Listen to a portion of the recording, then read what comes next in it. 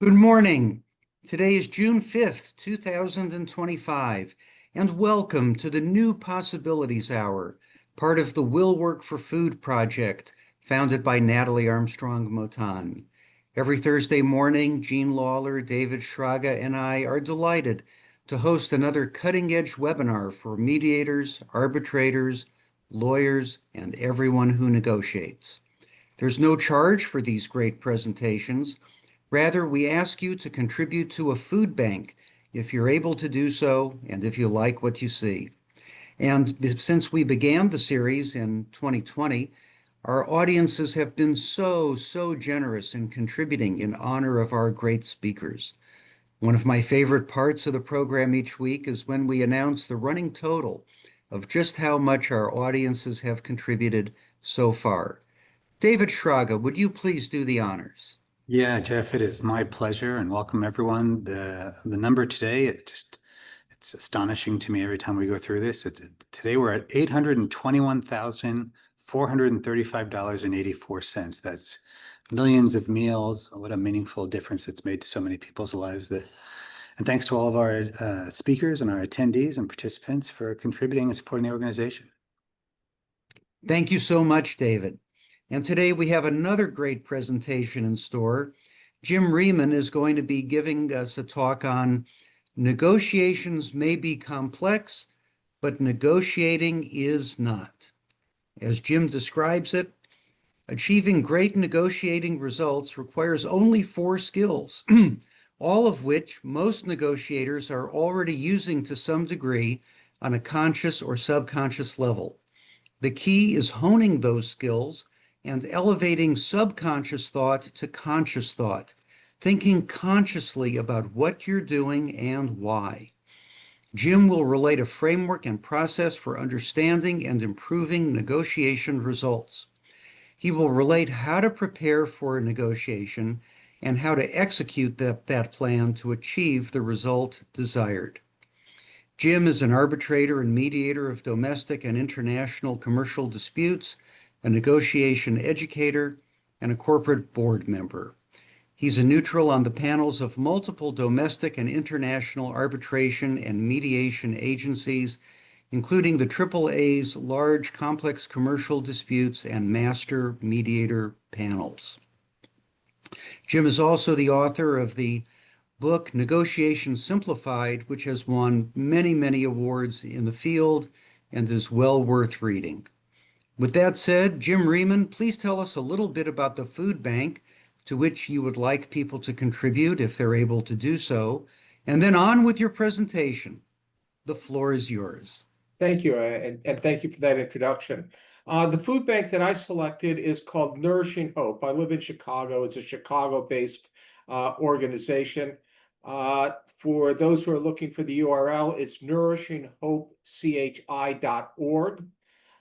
And the reason I selected it is that in addition to providing food bank services, they provide mental health services. And as many of us know, many of those that are in need of food support also are dealing with mental health issues and challenges. So terrific organizations. I urge you to support. I made a donation this morning and hope that others will donate, if not to that one, to a bank of their personal selection.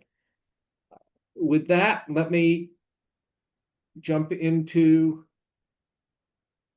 the presentation and figure out how to organize my screen here.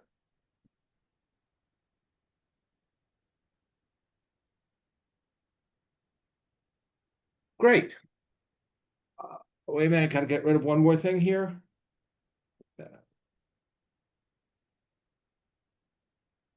Okay. Again, thank you for joining me. And I will. All right, here we go. A couple of spoiler alerts before I get going. And one or two of you I saw in the audience have heard me give presentations before. Much of this will be repetitive. So to those one or two, I apologize. I'll also tell you that I'm not going to, there's no secrets here. There's no special key or secret weapon to use. The results are improved simply through work, through preparation, And while not many, while every negotiation speaker or author talks about preparation, many don't really talk about how you do it and how you go about it. And I'm going to really focus on that today, because as this slide states, my spoiler alert, the key to improved results and why you get improved results is that you are prepared. Spoiler alert number 2, a negotiation or mediation, we've got lots of ADR professionals in the audience, it's a process, and it's a problem-solving process. And what you're doing when you're preparing is you are endeavoring to better understand the people that you are dealing with who are the decision makers. Because at the end of the day, people make decisions, not companies, not clients, but actual individuals, people. So you want to better understand the people so that you can better problem solve.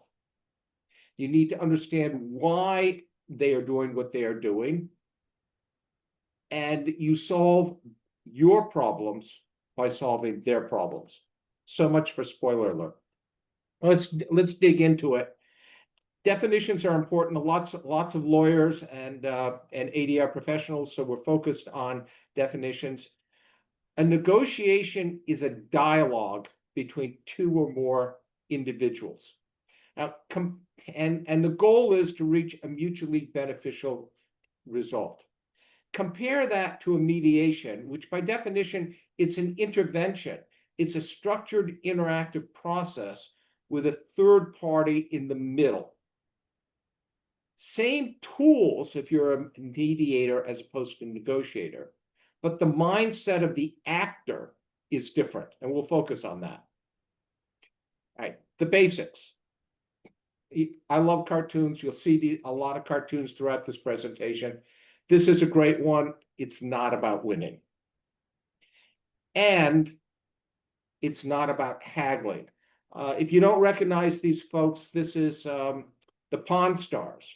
Haggling is when you go into the flea market and the vendor offers a trinket for $100, and the buyer says, "What are you crazy? It's worth $1." And everybody splits the difference until you come up with a number, throwing numbers back and forth. That's haggling. That's not negotiating. Negotiating is a reasoned-based process where you are exchanging information and you are problem solving. So, core concepts. As Jeff read in the introduction, to improve results, you need to hone just 4 skills: setting clear, precise, well-defined goals, being self-aware, listening, and back to my spoiler alert, preparation, being prepared. I'll go through all of these individually. The story of the orange. Most of you have heard the story of the orange in negotiation. It's typically told to illustrate the criticality of asking the question why. I use it for a different purpose, but for those who don't know the story, the very, very condensed version is 2 daughters are in the kitchen preparing a meal for a family feast. The mother is there as well. There's a single orange on the table. Both daughters reach for the orange at the same time. A fight ensues. Both daughters require the entire orange. You can't cut it in half. The mother, using the famous question, asks why. Daughter A, why do you need the orange? I need the entire peel of the orange for the cake frosting that I'm making. Okay. Daughter B, why do you need the orange? I need the juice of the entire orange for the salad dressing that I'm making. Solution is very clear. The story is typically told to illustrate that important question, ask why. I actually use it for a different reason. If you really think about it, what was the goal of each daughter? It was not to secure the orange.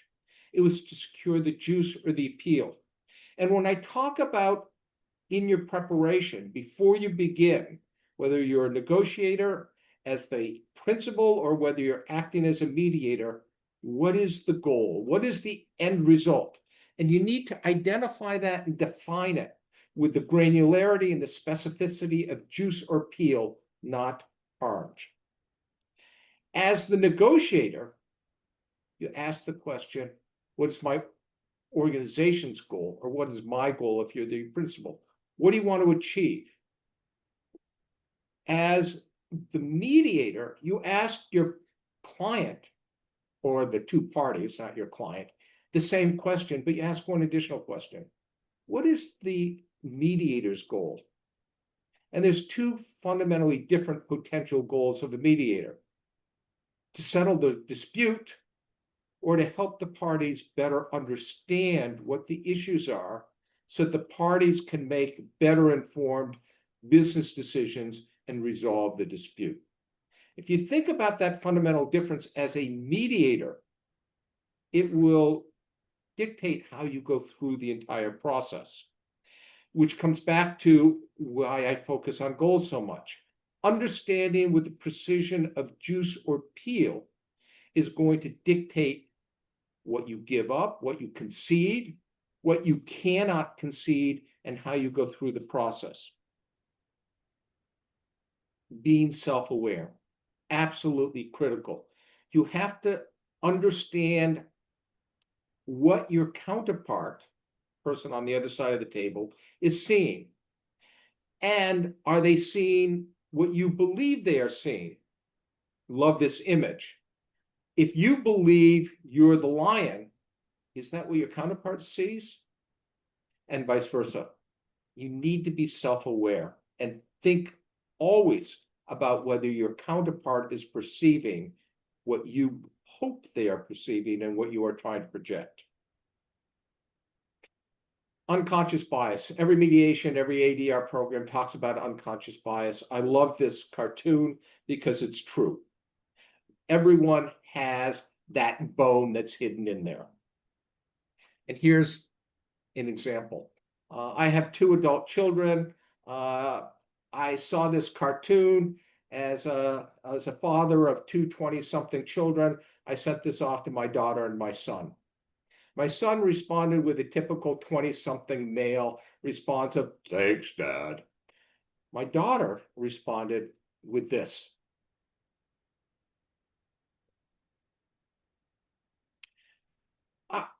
Completely oblivious. I absolutely did not see this. I only see a couple of faces, so I can't see the responses of you, but I did not see this. I sent this off to a colleague who responded as follows.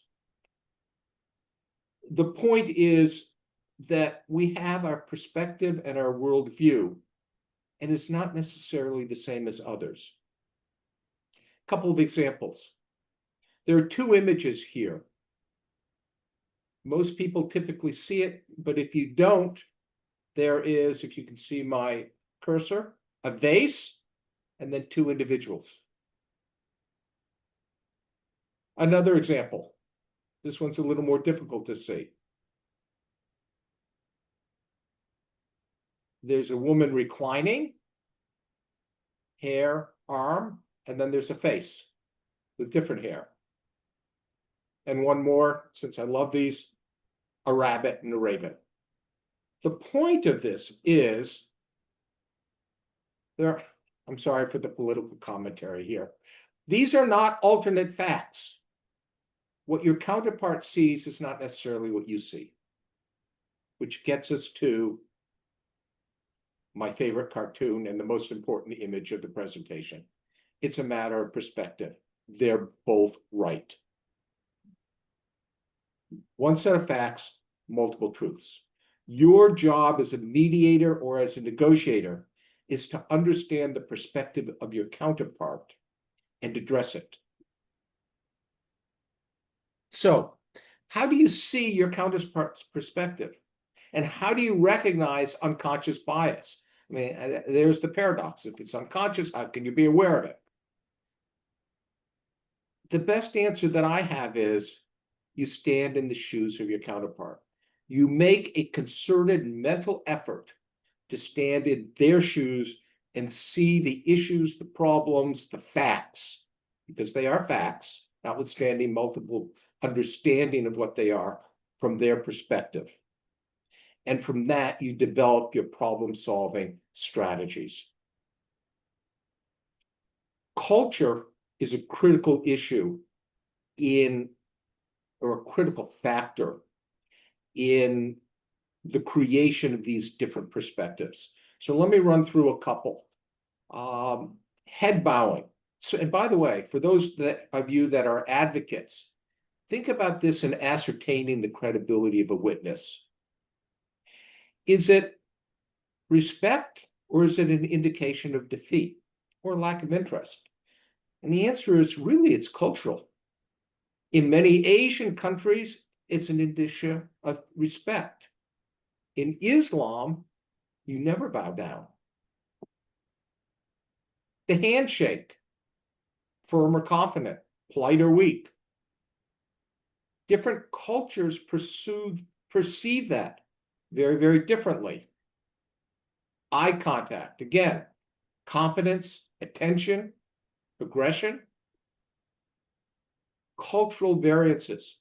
So in understanding perspective and understanding unconscious bias, you begin by understanding the perspective of your counterpart, or trying to understand their perspective to the best that you can, and being sensitive to what you perceive is not necessarily what they perceive.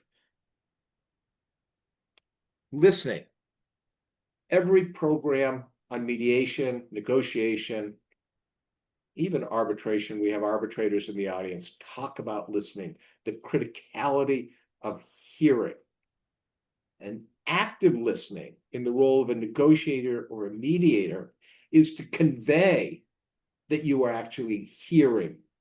You let your party know through your body language or through your verbal responses that you are hearing what is being said, not just listening to the words, but hearing it, internalizing it, thinking about it.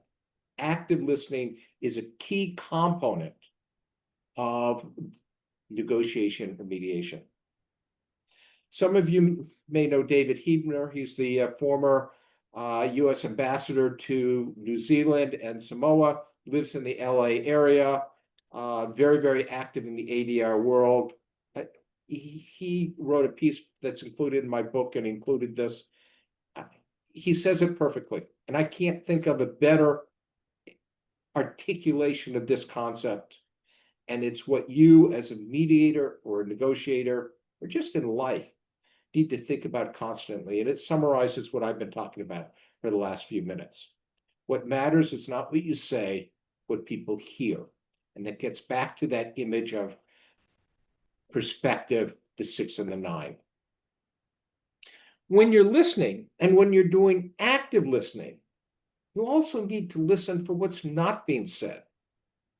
Again, well, if it's not being said, how do you hear it? The answer to that is preparation, and this is my segue slide into preparation. But let me give you an example. During COVID, my car died. I'm one of those people that keeps a car until it needs to go to the mechanic 2 times in a 6-month period, and then it's traded. My car died permanently during COVID. I needed a new car.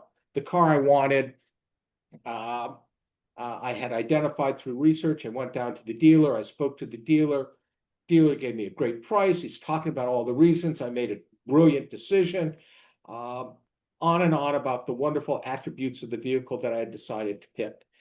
Gets all the paperwork to me, hands it to me. Again, a wonderful price, gives me a great trade-in value on my car that needed to be towed in. What did he not mention at all? And remember, this is during COVID. Delivery. Didn't talk about the delivery date. And I had done research, meaning I had prepared, so I knew that delivery could be an issue. The fact that he never mentioned it created a question in my mind. I asked the question, and the answer was 6 to 9 months. That was the biggest giveaway of all, the fact that he didn't mention it. So you need to listen to what's not being said and think about that as clues to understanding what's going on in the mind of your counterpart. Again, how do you prepare? You stand in your counterpart's shoes. You think about goals and interests and people from their perspective so that you can solve their problems to solve your problems. It's a matter of perspective. Always focus on that, and always think about unconscious biases that may be skewing your perspective. And by identifying those, coming to a better understanding of what the problem is so that you can resolve it. Okay. Goals, needs, and wants. This is a critical understanding of the differences between these issues. Goals, it's the ultimate result. Juice or peel, not orange. Needs, those things that you must be secure in order to achieve your goal. If you don't get all of your needs, you don't have a deal. Wants, everything else, the stuff you would really like to have, but it's not a need, it's not essential to the deal. I illustrate these as the needs support the goals, and the wants are really outside of that triangle because they're not critical to the deal. But the wants are the difference between, and I'll talk about this in a couple of minutes, the difference between a deal, a good deal, and a great deal. It's the quantity and the value of the wants. Because if you don't get all the needs, you don't have a deal. I want to go back to the criticality of understanding with precision what your goal is. I gave you the story of the orange. Let me give you another. You tear up your knee on the track, the soccer field, to pick your sport.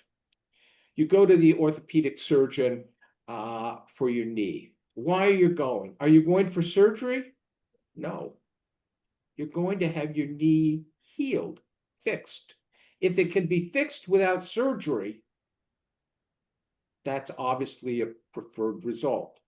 So that's another example of understanding with precision what your goal is. It's not for knee surgery that you're seeing the doctor. You're seeing the doctor to heal your knee. Goals are the ultimate result desired, not surgery, a healthy, fixed knee. Okay, needs and wants. Let's dig into this concept a little. I used the metaphor of buying a vehicle. You need to buy a car, similar to my COVID emergency. Fortunately, I had a little more than $7,500 to spend. But in this example, that's the maximum amount of money you have. You don't have a penny more. You're a student. This car's got to seat 4 people. It's got to be fuel efficient because you're not affluent and money matters, and you need it today. And because money is really critical to you, it's got to be a reliable, efficient car. Those are your needs. If it doesn't have these 5 elements, you're not going to buy this vehicle, you're going to buy a different vehicle. Wants. You really love it to be fun. A sexy car, a red car. That's really what you want. That's what you need. You need, apologies for the redundancy of need. You need to focus on the difference between needs and wants and have that very clear in your own mind. I always tell my children that they want the candy bar, they don't need it. That's the difference.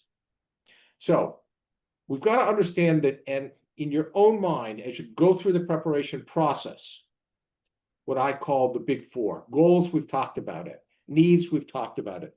Positions, these are typically the opening statements, setting the parameters. Interests, talk about that in a moment, and motivations. Positions, as I said, the opening statements, not necessarily the final result, moves it forward. You take positions with a grain of salt. Interests are what the people want but don't need. And motivations, it's those factors that are driving them to act in a particular way. As a negotiator or as a mediator, you need to understand the difference between a position and a need or an actual goal. And you have to understand, to the extent that you can, their interests and their motivations so that you can better respond to how they are acting on the other side of the table and how you can help them solve their problems. Because remember my spoiler alert, it's a problem-solving exercise, and you solve your problems by solving your counterpart's problems.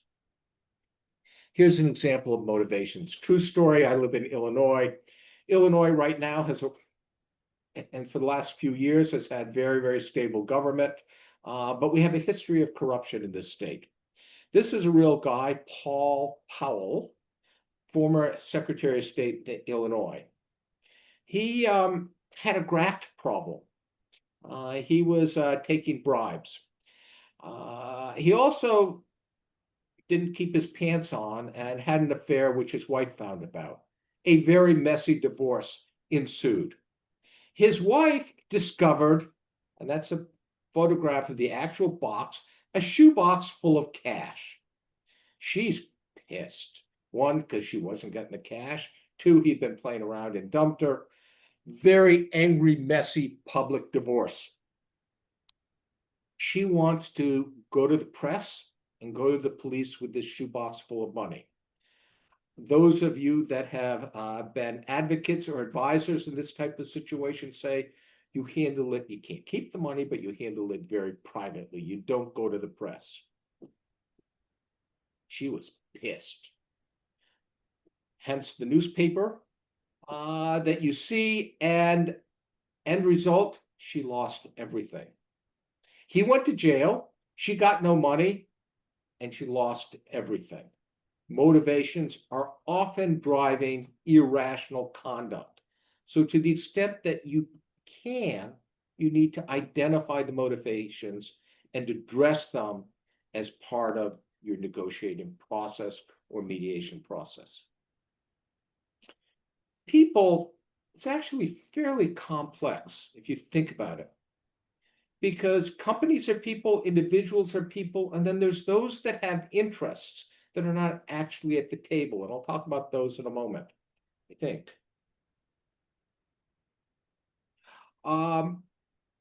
Those with interests, think about this. You've got a family business. Generation number 2, son or daughter has taken over the business from the founder, the mother or the father. But that parent is still alive. And if you don't think that the current CEO or current operator of the business isn't thinking about how the parent would view this deal, you're probably missing a very, very important motivation.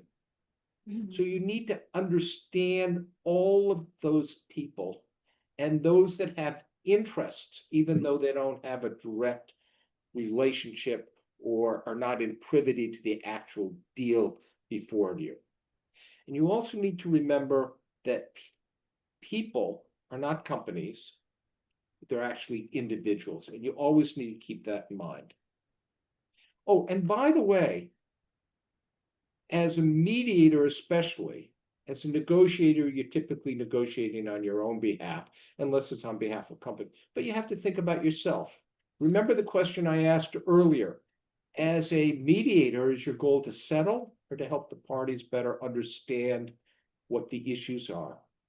So as a negotiator, is your career going to be enhanced by making this deal? Is that going to improve or impact how you address the issues and how you think about the problem? So as you think about the people and the people's motivations and interests, don't forget yourself. And to the extent that you can, especially as a mediator, divorce your own personal thoughts, feelings, goals from what you're doing. But first, you need to identify them so that you can divorce yourself or divorce them from yourself. So, as I said, all of this work is preparation so that you can better understand it. And there are those, including our president, who believes that, well,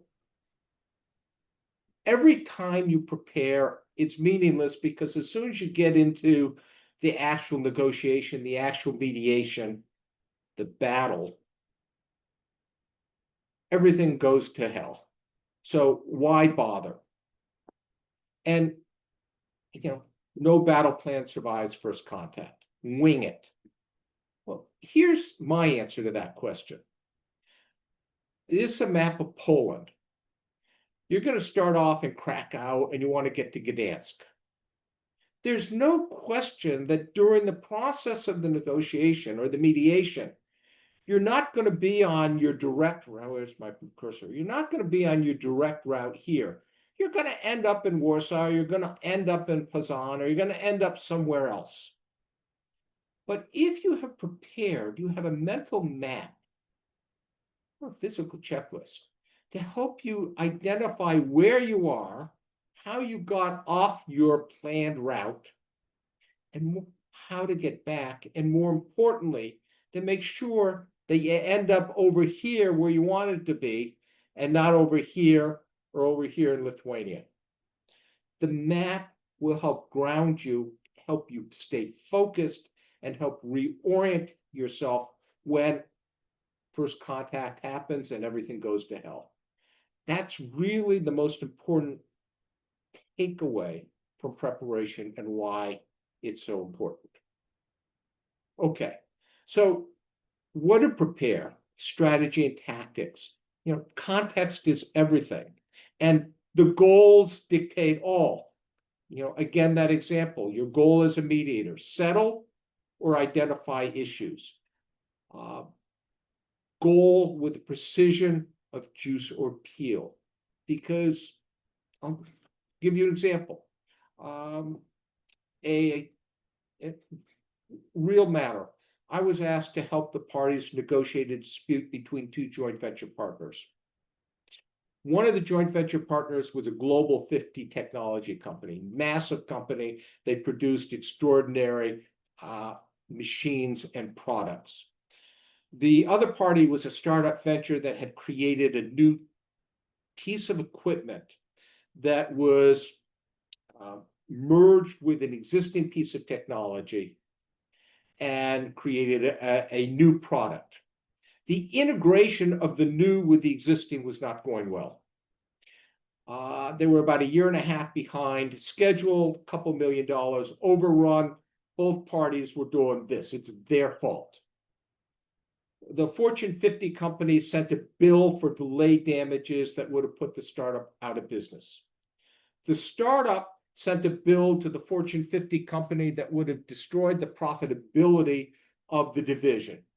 It was a pimple on the total revenue of the big company, but for the division that was involved, it would destroy the profitability of that division. And remember, we talk about people, it probably would have destroyed the careers of the individuals that were running that division. I was brought in as the negotiator for the joint venture, the startup. And I asked the question, what's our goal here? Is it to write the joint venture or to kill it and get as much money as you can? The answer was to write the joint venture because the long-term economic benefit was to make this a success. First question as a negotiator to the Fortune 50 company, what is your goal here? Is it to kill this deal and move on? No, we want to make it happen. Well, that decision, understanding that goal, money became important. But the focus was on fixing the joint venture, righting the ship. And the money became the minimum amount of money necessary to make the venture survive, as opposed to anger, frustration, maximizing return, etc. Your strategy is dictated by that goal. Once we determined the goal was to fix the joint venture, think about that. All of the questions, how we proceeded, all changed. And again, for my spoiler alert, negotiations a problem-solving exercise. What you're really doing as a negotiator or as a mediator is you're solving your counterpart's problems. And by doing so, you're solving your own. Because if everybody's problems aren't solved, you haven't secured your needs, you haven't met your goals, there is no deal. So, what are the questions? A lot of lawyers here. The questions are the answers. So what are the questions you ask? What are my goals and needs? What are my counterparts' goals and needs?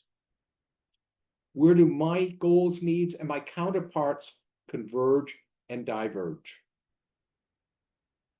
Who are the decision makers? Back to people. Who do I have to convince? What's motivating each decision maker? Think about that image of the devil. Critical point. You don't want to preach to the converted. You need to preach to your counterpart in terms that he or she will understand and are responsive to his or her needs and concerns. Go back to that image of perspective, the 6 and the 9. Understand their perspective and create arguments that are responsive to their perspective and their understanding, not yours. And then how do you present that? And when do you present it? So I like the image of a spiral where you're spiraling down or up, pick your metaphor. You ask questions and lots of questions to get to the ultimate resolution. The questions, goals, mine and theirs. Who are the decision makers? The same questions that you heard me ask before. From your preparation, you made those decisions for yourself, and you anticipated what the answers are going to be for your counterpart. So you've done all that in your preparation. Now you're at the execution stage. You're actually in the mediation or the negotiation.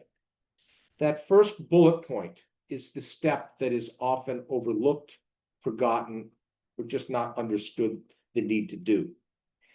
You need to validate your predicted answers. Even if you know that that's the result, that's the answer, you don't really know it until you do it.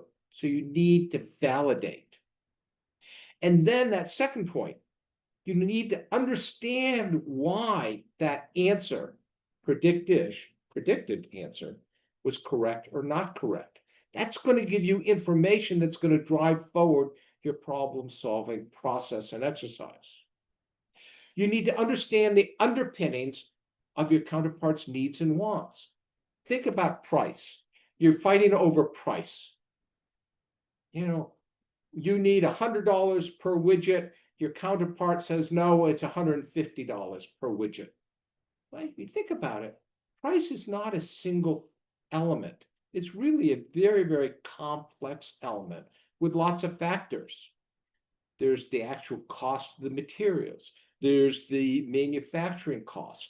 There's the storage cost until it's delivered to you. There's the delivery from wherever the parts are manufactured to where it's going to be delivered to you. There's potential interest. There's labor costs. There's many, many elements that go into that price data point. And by understanding the elements of that data point, you find potential for solving problems and bringing the parties together. And then that last bullet point, propose solutions to your counterparts. Okay, I said before, the difference between a deal, a good deal, and a great deal is not needs, because if you don't get all your needs, you don't have a deal. It's the quantity and the value of the wants. So how do you create value? Here's an example. I use the example of a simple employment deal. The decision of the employee to accept the job, that's you want this job, and the boss wants to hire you. We're past that. And we're past the big issue of the salary. It's enough, and the terms of the job, etc. So these are all your needs have been met. So now we're on the wants. You, the employee, would really like a 10% higher salary. The location, are you going to be working in New York or LA? The start date, are you going to start tomorrow or are you going to start 3 weeks from now? Signing bonus, are you going to get a signing bonus? You really like one. Vacation time, 2 weeks, 3 weeks, when is it? Entitled. These are the opens for discussion, the elements that are open for discussion. Now, Many mediators and many negotiators use a system very much like this, where they ascribe a numeric value. Some go 100. I find that much too complicated. I do 1 to 10. 10 being really important, 1 being not important. In your preparation, you've identified what these issues are, what these wants are, and you ascribe in advance what the value is to you of each of these elements. During the negotiation process, you've identified that these are also wants for your boss, and you've identified what your boss's numbers are. I've got to move where you are so I can see the screen. These are you've identified your boss's valuation of these numbers. Now just look at this chart for a moment. How do you make a great deal? Because at the end of the day, in every negotiation, in every mediation, there is an element of horse trading. You're at the horse trading point now. You've identified the value of each of these wants to your counterpart and yourself. And look at the trades that can be made. This is how you create value, and you go from a deal to a great deal. Look at the vacation time. Your family has had a vacation planned for every year for a long time. You always go away during this block of time for 3 weeks. You want 3 weeks vacation. Your boss, 2 weeks, 3 weeks, not critical, but they need you to start today because they've got a deal that's critical for you to start today. You've been out of work, living on a golden parachute for a while. You're happy to start today. You're happy to start tomorrow. Look at the trade that you can make. What you do is, once you literally make a chart like this and you can trade matters of low value to you for matters of high value but low value to your counterpart. So you think of the process of the negotiation or the mediation of identifying needs and wants, making sure those goals and needs, making sure all that's secured, then identifying all the wants that you have that your counterpart wants and the value that they ascribe to them, so that once the goal is achieved and the needs are secured, you can negotiate, you can trade for a great deal.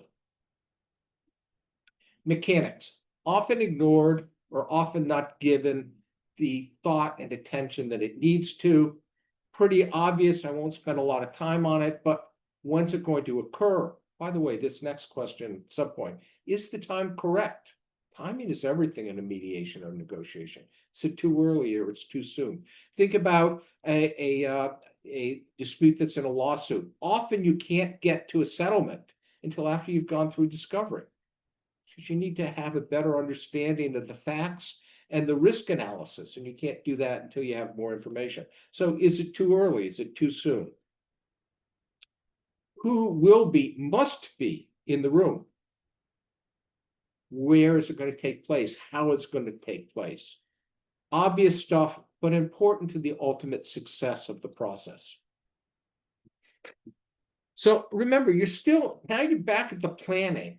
You can anticipate what's going to happen when there's bullying. By the way, that image, that cartoon on the left, I love. Notice the daggers coming out of his eyes, and she's filing her fingernails. So what do you do when there's bullying? Anger management. Again, I can't tell you how many times I've wanted to do that. What do you do when anger takes over the room? We hit that variable wall, that impasse. Not this. The answer generally is you go back to that famous question, why? And you also ask yourself about perspective. Remember that slide about culture. Is this bullying That's the first question I always ask. Maybe it's simply the way this person is presenting him or herself. The stereotypes, and I acknowledge that they're stereotypes, but for illustration purposes, they're a good one.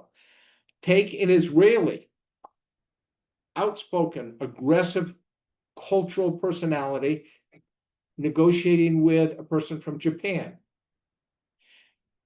Is that Japanese person perceiving the Israeli, or I'll use a domestic, America, New York and Kansas, is it being perceived as bullying when in fact it's just your cultural norm? So question, is this bullying? And second question, if it is, why? More often than not, it's because of fear. More often than not, it's because they're trying to, goes back to that question, listen for the unspoken. They're trying to redirect your attention. And if so, understand where they want to redirect you away from and why. Famous example, impasse question, again, the why.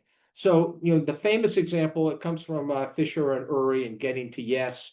They talk about the Jimmy Carter's negotiation of the settlement of the Israeli conflict from the Yom Kippur War and the Camp David Accords.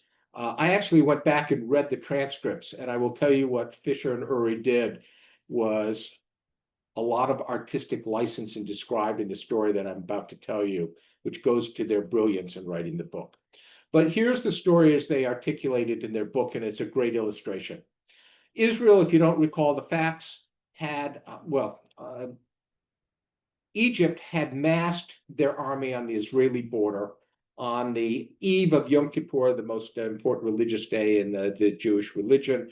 They crossed the border, invaded Israel, almost overtook the country. Israel was able to repel the initial attack, then went on the offensive, drove across the Suez Canal, went into Egypt, and went in within 100 kilometers of Cairo before the UN intervened and called a ceasefire. After an initial series of negotiation, Israel receded to the borders of the Sinai Peninsula, as shown here. A multi-year, I think it was 10-year, but a multi-year process that ensued where there was a stalemate with Israel occupying the Sinai. Jimmy Carter comes along, the Camp David Accords brings Sadat and Menachem Begin to Camp David. They negotiate a resolution. Jimmy Carter asks Sadat, why do you care so much about the Sinai? It's desert. There's no people there. There's no resources there. It's just nothing, wasteland. Why do you care about it? Why is it so important to have it back? The answer is it's part of Egypt. It's always been part of Egypt, national pride. Israel, Menachem Begin, why do you care so much about the Sinai Peninsula? It's empty desert, no resources, no people.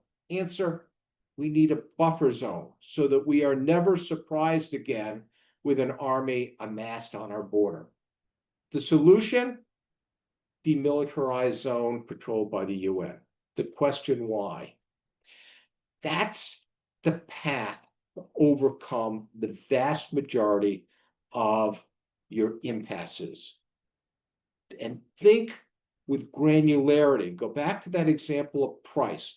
If your impasse is price, understand why the price is the price and dig into the underpinnings of that price number.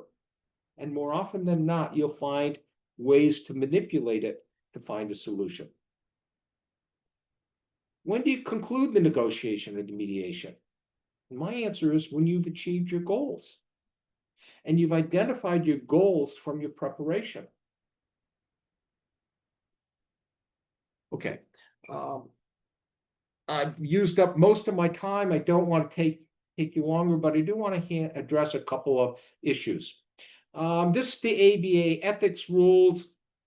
This comment, which I've highlighted, creates a lot of misunderstanding and confusion. For those of you who don't know, I'm honored to be part of the Oxford program on negotiation at the University of Oxford in the UK.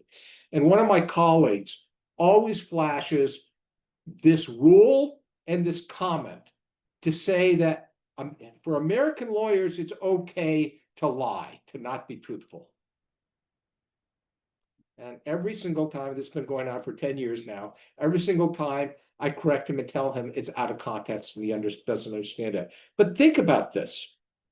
I don't need to explain it to you. You understand it. But ethics and truthfulness are really important.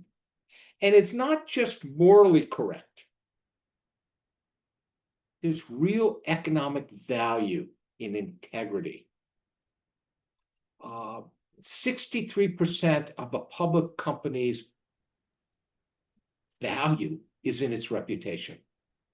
And you can look at case after case after case of a company who's blown its reputation, its stock price tanks. Think about Exxon after the improper management in response to the Valdez hitting the reef in Alaska. Or the oil companies whose platform exploded and whose CEO said, after a week of dealing with this, I really want to go back and sail my sailboat. Reputation matters, integrity matters, and it's not just morally correct, it's economically valuable. Okay, recap. It's about people, because people decide when to say yes. And people have goals and interests and mediations, and people make decisions, not corporations. And negotiations and mediations are problem-solving exercises. And you conduct the negotiation through a dialogue, a discussion, and you maintain the dialogue by asking questions and by problem solving. And the questions are the answers. So you prepare by planning your questions.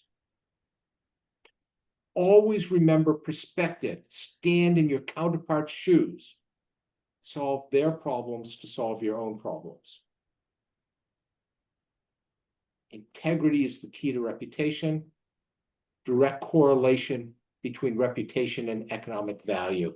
And as we all know, once it's lost or diminished, it's incredibly difficult to rebuild. For those of you who write, or for those of you who read briefs, my pet peeve, punctuation matters. By the way, so does spelling. Okay, there's a thought process here, and this is a summary. Before you speak, ask yourself, what did I hear? What do I want to say next? And before you answer that question, what's the anticipated response to what I want to say? Is what I want to say consistent with my strategy? Will what I want to say advance the probability of achieving my goal? Once you answer all those and you figure out what you want to say, then how do I express myself? How do I effectively say that which I want to say? And remember that point about validation. Having spoken, did my counterpart hear what I wanted to relate? If not, why? What do I need to change? What do I need to clarify?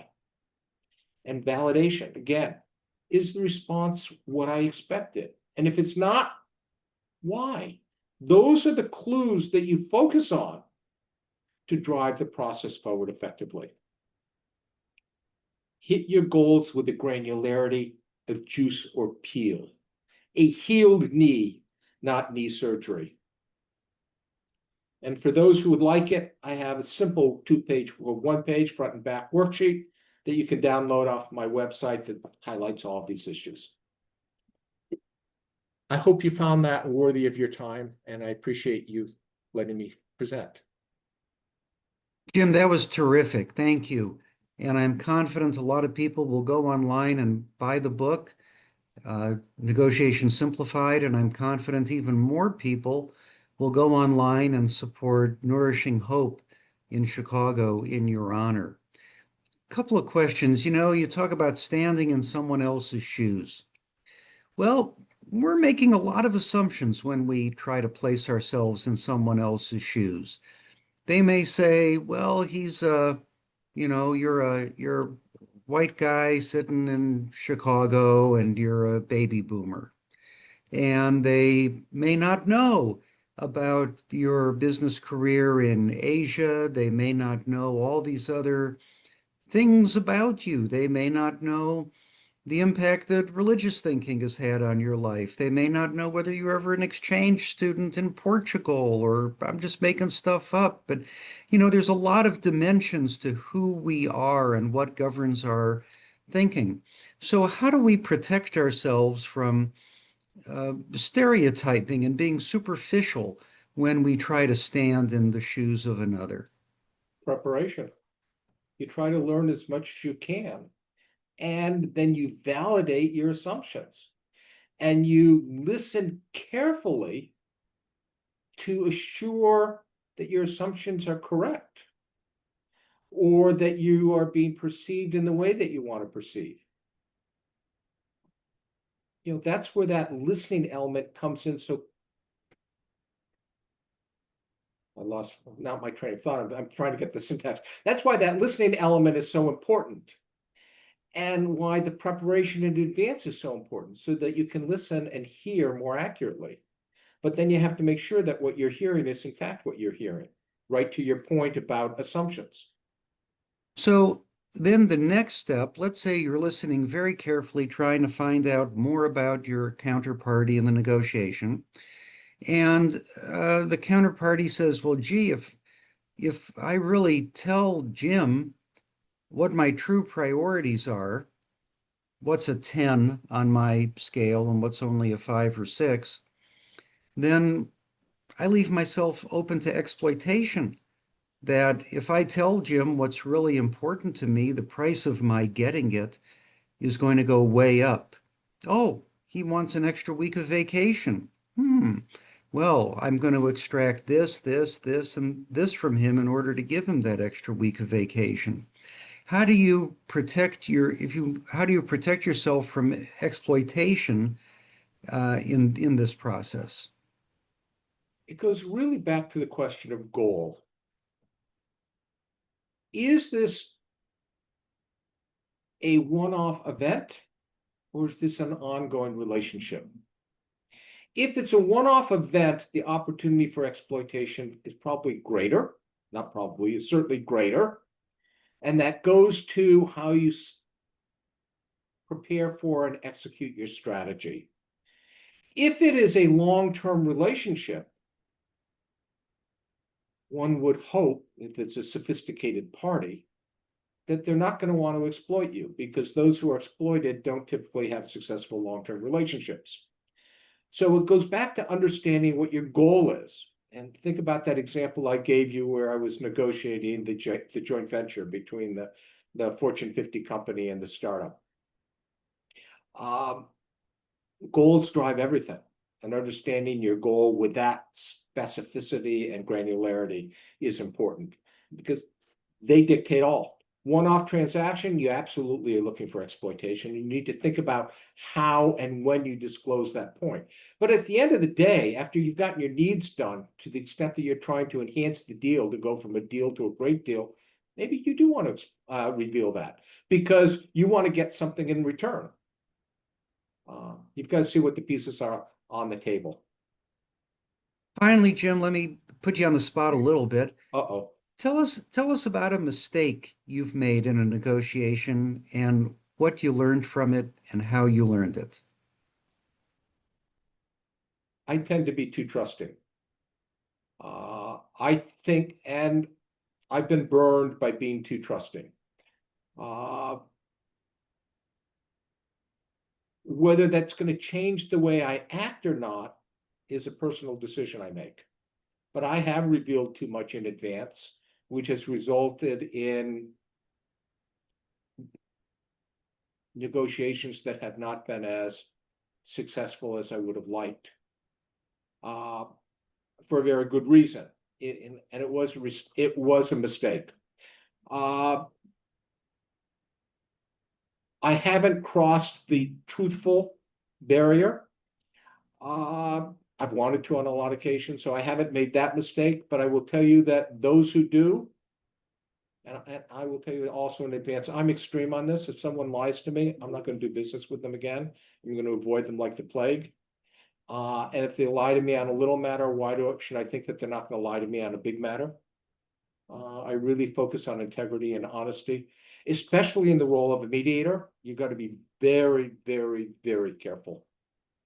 And when you do make a mistake, and I make them, admit it, acknowledge it, because we're not perfect. People will be pissed off, but we usually won't walk away. But the mistake I made typically has been too forthcoming. Thank you. This has been a wonderful presentation, very educational, a deep presentation, Jim. I really want to thank you. Again, I know that many people will be buying the book, Negotiation Simplified, and that even more people will be sponsoring Nourishing Hope, contributing to Nourishing Hope in Chicago. Thank you very much. And with Thank that, you. we are complete. Thank you all.